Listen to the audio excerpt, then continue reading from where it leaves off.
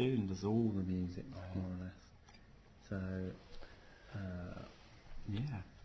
Mm. Is that composing or orchestrating or playing? It's all played and sung, and then we do stuff together as well, and I do it on the computer.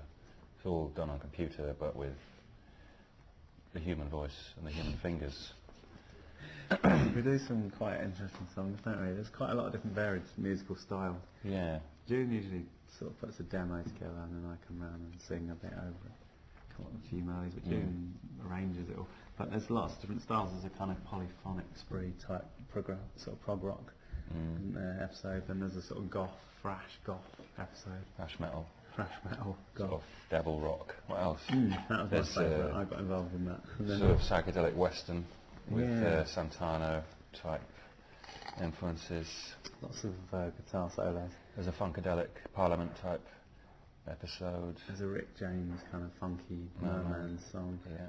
And then there's there's quite a few sort of folkier sort of. We've spanned all the genres of music in this series, I think. There's not a musical style we get to take on, is there? So we have fun doing music there. It's all done in June's bedroom, which is quite fun. So, and you live with someone who's in a band as well, so that's quite fun, because we'll be in there wailing away, singing, and come out with lyrics, and then... He'll always poke in and go, what you want to do is modulate on the third bar. I go, get out, James. We push him in the cupboard. You couldn't have over here and you did a flat 5 on that one. You should have done a... Sounds a little Pink Floyd, early Pink Floyd, Piper at the Gates of Dawn. What you want to do is... so we push him in. But we often pastiche we often do electro songs. He's in an electro band based on... There's an sort of electro song in the series where I'm basically using some of his lyrics, which really made me laugh. He said I could, so that's quite fun to do. Kind of Gary Newman type. We tried to get Newman in the first series. He chickened out. He knocked us back, didn't he? We had to animate him. But now that we've got Daltrey and Razorlight, we don't really need Newman, do we? We got Ferry in the first series. Yeah. Newman's lost.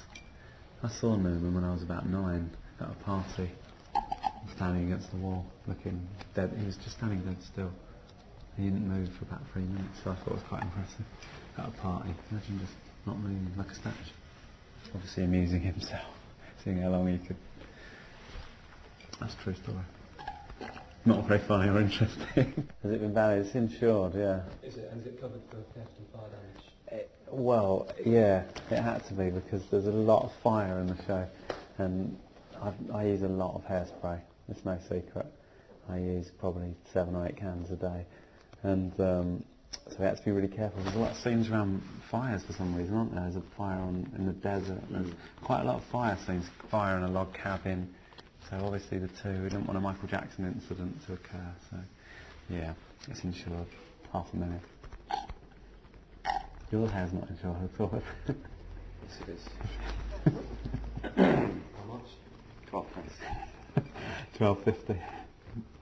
You get some Boots vouchers back, don't you, if your hair goes up? Smith vouchers.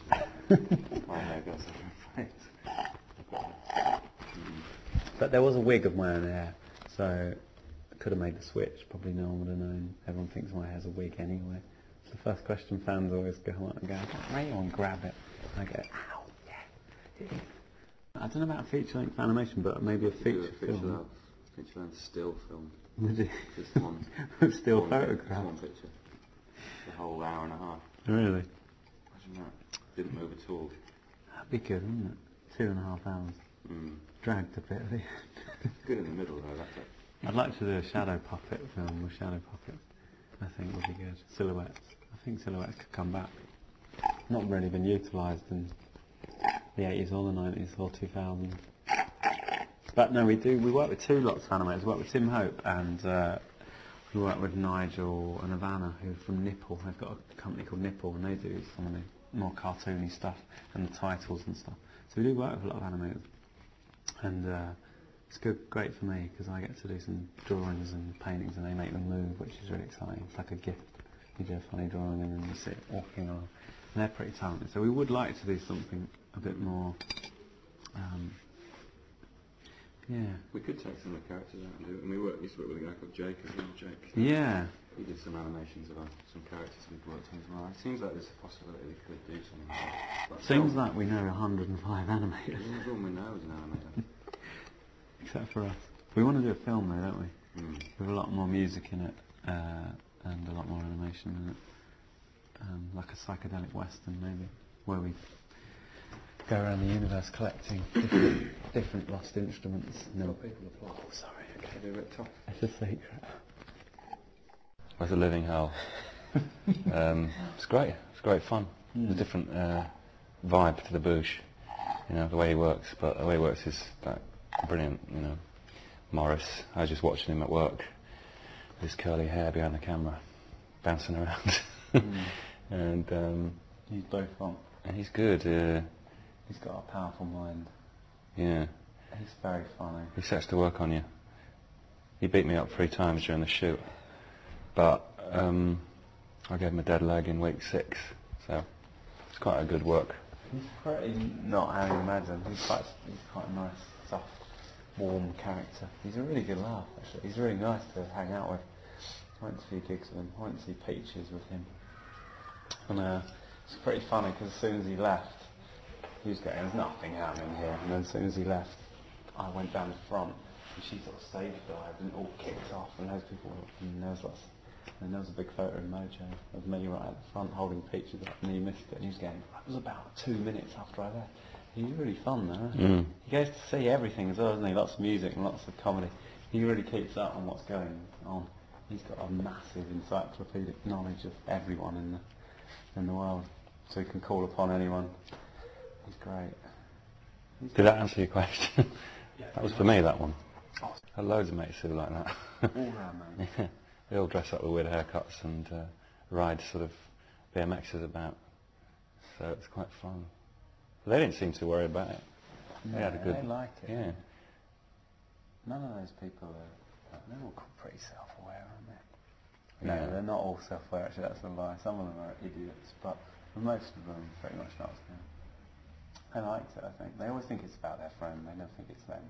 They come in on Yeah. BMX, Someone comes in on a BMX who's like 6 hats on. and goes, "Oh, it's just like a mate of mine." You're going, "It's you idiot." You guys, really. Not like me, but a lot of them are like that. That guy did turn up on a BMX and he said, "It's my 40th birthday and I'm on a BMX." He went, it's me, isn't it? And then he laughed and rode off. I liked him though. Yeah. I just thought, if you're 40 and you're on a BMX, that's good, isn't it? We gave them a jump start. They were floundering about. They were trying to do sort of, you know. They're only 13 now, aren't they? So how old were they there? 6 Yeah. or 7? They came along, didn't they? No, they did their first gig as Garth, didn't they? In the Hen and Chicken. Yeah. I don't know if that's when we met them, but was it? No, I think we met. Oh, I met Richard actually at the Oxford. I did a ball in Oxford stand up, and he was doing an 80s act where he was playing a really bad 80s band. Was he? Yeah, with that American guy Jonathan and that other guy John Oliver, and they did an act, and I was doing stand up, and then I hung out with him there, and he sort of knew about the Boosh. He came to Edinburgh, and he was in the Footlights and stuff. Oh, yeah, We were just sort of friends with them, weren't we, first, and Matt as well, and Alex, we're friends with them all. Yeah. And then they were sort of trying to get together Garth Marenghi, so we said, oh, well, we're doing, and why don't you come and try it out at the Hen and Chicken? I think a couple of times I played a monkey in their little short bit, because I used to do a bit with two baboons that used to go wild. Yeah. They're just friends around, really. I loved that show, I thought it was a really good show. Don't understand why it didn't get commissioned, but it was brilliant. It's my favourite show of that year.